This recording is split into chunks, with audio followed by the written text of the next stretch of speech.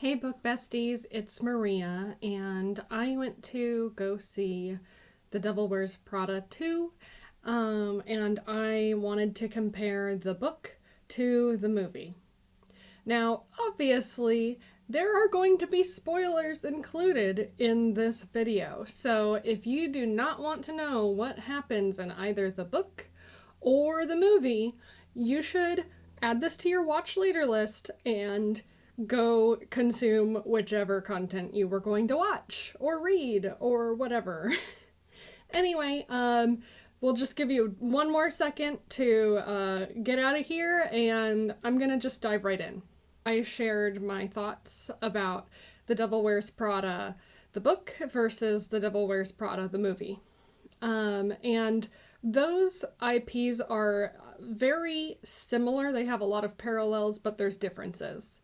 That said, The Devil Wears Prada 2 and Revenge Wears Prada are two completely different IPs altogether. Like, they have a couple little similar things, but they are not the same at all, and I'm actually very grateful for that because I didn't like Revenge Wears Prada.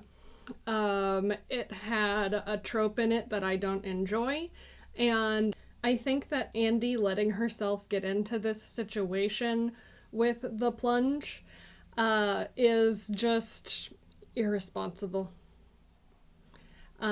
She never really took full autonomy of what she did in the first book, and she goes on into the second book having not changed. And it's like time has passed since the first book. So like it really bothered me that this character has remained so static from book 1 to book 2. We do see a very different Andy in The Devil Wears Prada 2. She's obviously moved on from her time at Runway and has made a decent name for herself in the journalism community in New York. But also she's like traveled the world, which is something that was brought up at the very beginning of the Devil Wears Prada book. So they're like pulling little bits and pieces from the books and putting them into the movie in the best way that they can, because at this point they have diverged so far from the book that there's no way for them to pull the book into it. Overall, I feel like The Devil Wears Prada 2 is a more charming movie and IP altogether compared to the Revenge Wears Prada, the book. In Revenge Wears Prada, we start the book with Andy's wedding to a guy we as readers have never met before and have no connection to. And we instantly jump into pregnancy trope. And so she's surprise pregnant with this guy's kid. He's super excited. And during all of this, Elias Clark and Irv Rabbits are trying to acquire her magazine, which is like a high-end bridal magazine called The Plunge. During all of this, like, she's pregnant and trying to like deal with the reality that if she does ultimately sell the magazine to essentially Miranda, because she is the editor-in-chief or something of all Elias Clark's magazines. I can't remember what the actual term was, sorry. She is going to acquire the magazine, and she then has to work for Miranda for a year, because in the contract it says that all staff need to stay working for the company for a year before anyone can leave.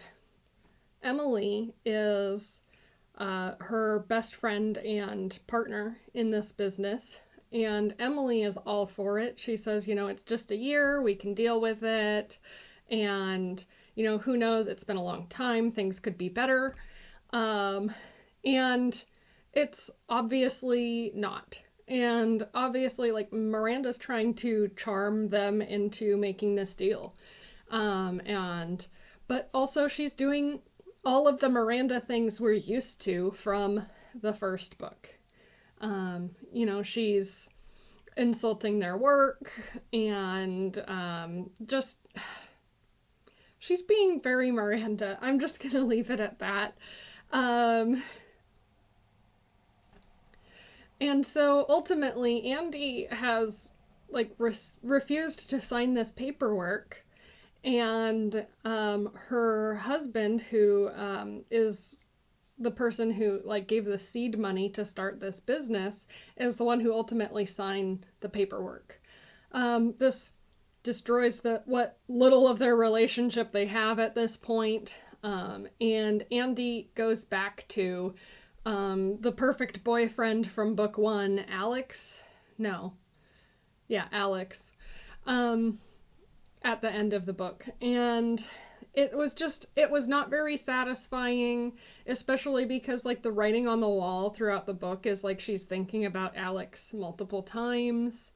And it's very drama and character with no plot. And usually I'm okay with stuff like that, especially in cozy, but when it's trying to be something else, it didn't work for me at all. Now we have this juxtaposed against The Devil Wears Prada 2, where once again, from book to movie, Andy is the more charming character versus the book Andy. So we have in number 2 with Andy losing her job at a newspaper called The Vanguard.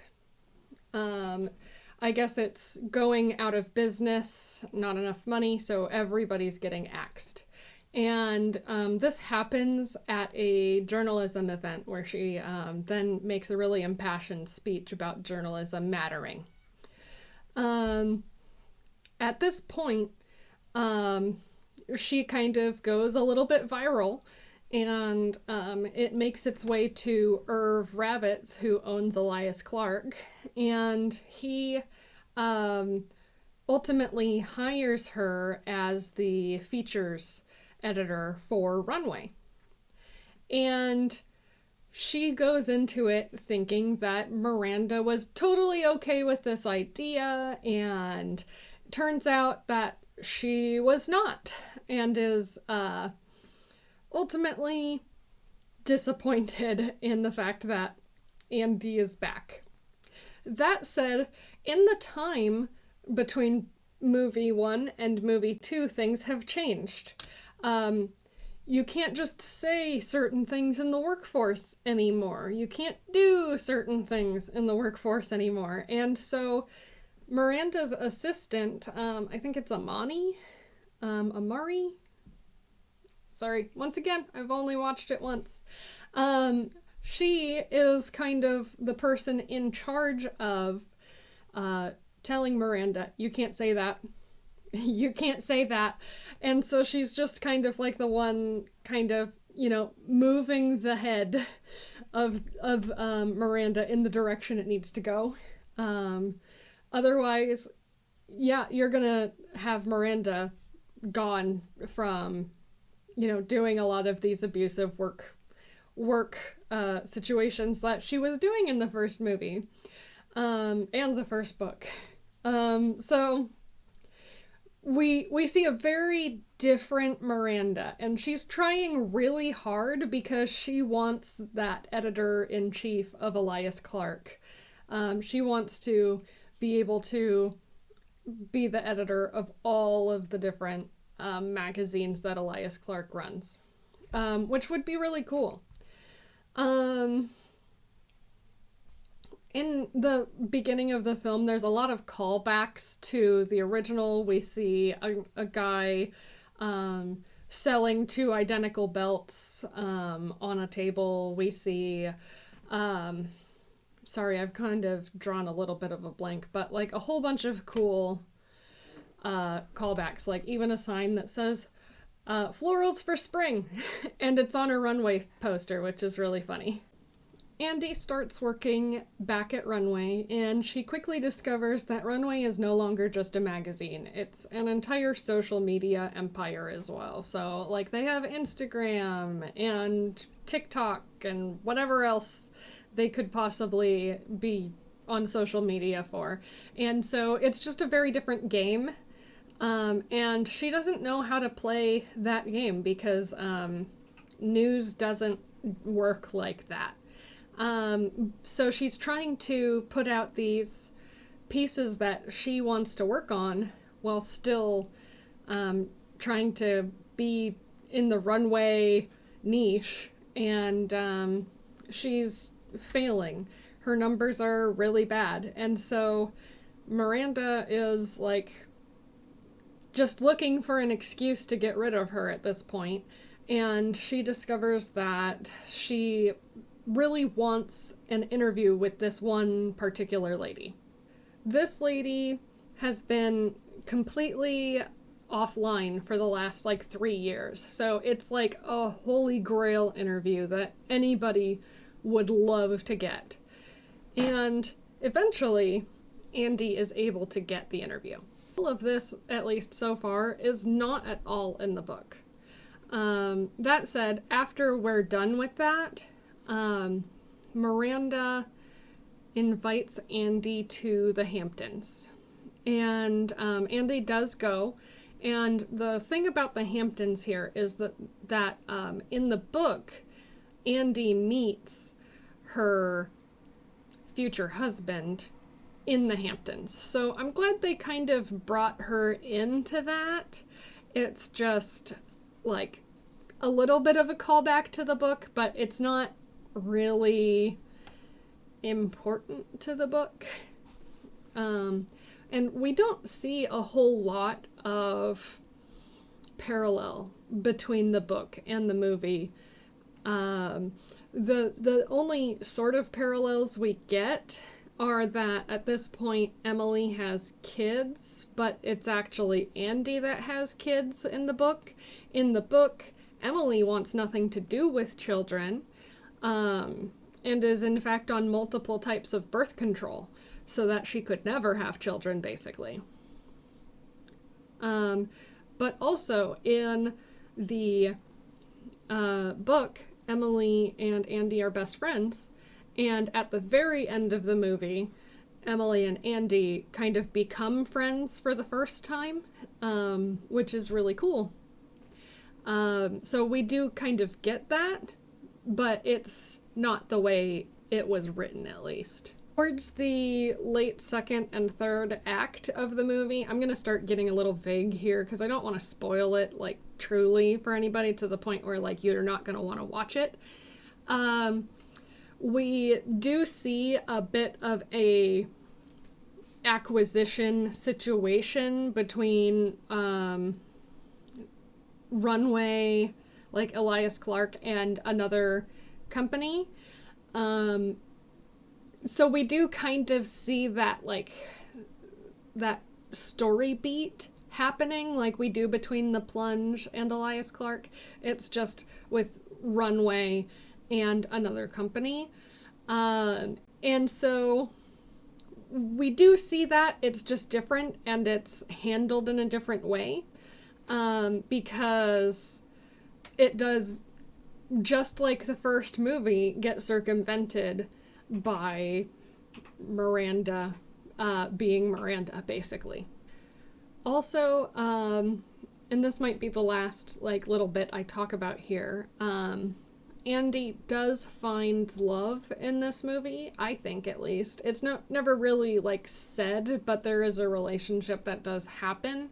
And I think it's kind of like one of those full circle moments, because she did kind of, in the book and in the movie, sabotage herself and her own relationships previously, and she kind of does that here as well.